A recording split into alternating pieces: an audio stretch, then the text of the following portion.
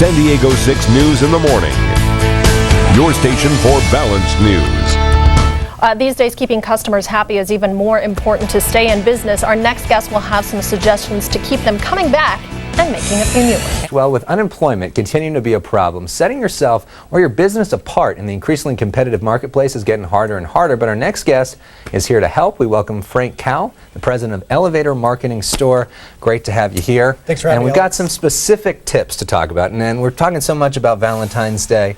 It's the first thing is show your customers some love. Absolutely. You know, with Valentine's Day, if you haven't already planned your promotions, well, it's kind of too late. Right. But it's never too late to think about the rest of the year. So what you want to do when you show your customers the love, so to speak, is you want to stay in communication with them on a regular basis. But when you do, make sure you make an offer to them that isn't weak. You know, don't just send out the typical 5 or 10% discount or promotion. In conjunction with that, maybe hold an event, and when they show up to the event, give them an additional discount, give them access to new products and services first before other people. So give points for loyalty. Absolutely. Excellent. And another thing, speaking of loyalty, is being a good listener to find out what those customers really want. Ask your customers on a regular basis, what are we doing well? What are we not doing well? That kind of candid feedback is worth gold. Another thing you can do is with inexpensive software, these days you can survey your customers electronically and gather feedback. I recommend you do that on a quarterly, if not semi-annual basis. And some of this, we're talking about customers like if you have a small business, but for people that are just working themselves or are in a corporation or something like that, this is really good tips for their own life as well and for getting hired potentially. Sure, sure. You know, everybody has a brand, not just companies. And brand is really another word for reputation. And when people think of Alex, they have some thoughts that come to mind, and that's your reputation or your brand. Stud, right? I might say that. Yeah. And so might someone else, but... Yeah. No, if only.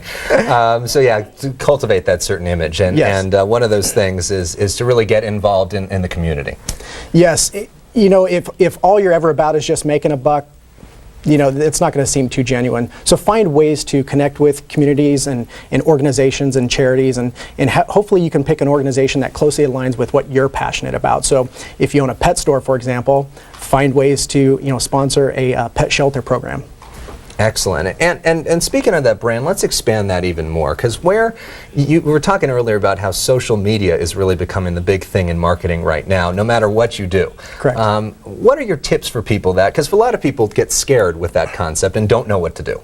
Well, my biggest advice is just try it, jump in, and make a mistake.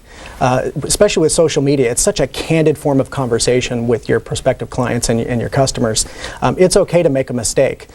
You're having an open dialogue and a very candid conversation, so just get in and try it. But the number one thing in marketing, because there are so many communication channels these days, is to make sure you're in every communication channel possible, because now today's customer has a choice on how they want to communicate with you, whether it's social media, visiting your website, email, RSS, you name it. They have choices now. And when you think of things like Facebook and Twitter, you think of them as so informal and casual. What do you advise to people, companies, professionals, in engaging in that world? Do you go casual and speak in the language of so many people there, but then do you risk alienating some of your brand at the same time?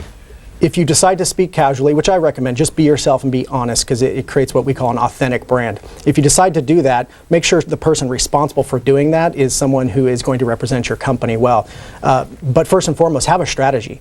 A lot of people will start a Facebook fan page or a Twitter account or a blog because that's what they think they should be doing in today's marketing world, not knowing what they're going to say. Mm-hmm. So start with a strategy in mind and figure out what you're going to communicate and what's going to be of value to people who are following you. Excellent. And they can contact you for help in executing that brand as well. And thank you very much for your tips this morning. Thanks for having me, Alex. Stuff. Love the specifics. For more information, you can go to san diego6.com, click on Hot Topics after the show, and you can get linked up with his company as well.